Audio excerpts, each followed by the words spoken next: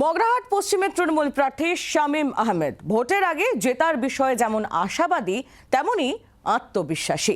তা বলে প্রচারকেও তিনি হালকাভাবে দেখছেন না। কখনো বাসে চেপে কখনো হেঁটে সারছেন জনসংযোগ। আগামী 5 বছর মানুষের পাশে থাকার আশ্বাস দিচ্ছেন শামীম আহমেদ। বলছেন রেকর্ড ভোটে তিনি জিতবেন।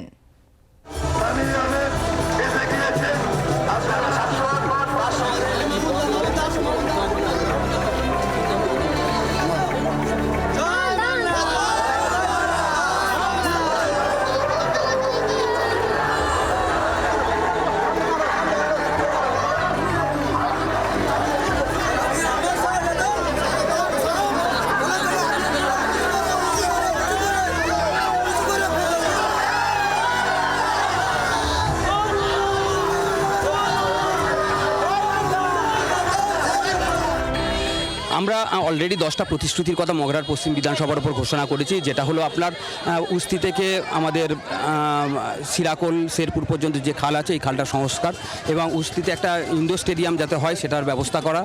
এছাড়াও বামনা খাল, বামনা ব্রিজ, উস্তি ব্রিজ এবং আমাদের যেটা এই ব্রিজগুলো সংস্কার এবং এছাড়াও আমাদের যে উস্তি রোড ধরে যাতে লাইটের ব্যবস্থা হয় রোডের দুদিকে, সেটার ব্যবস্থা করা হবে। এবং যেহেতু গঙ্গাসাগরের যাত্রীরা আমাদের এই রোড দেখে যায়, তো এখানে আর কি তাদের রাত্রে থাকার মতো ব্যবস্থা এবং লাইটের ব্যবস্থা।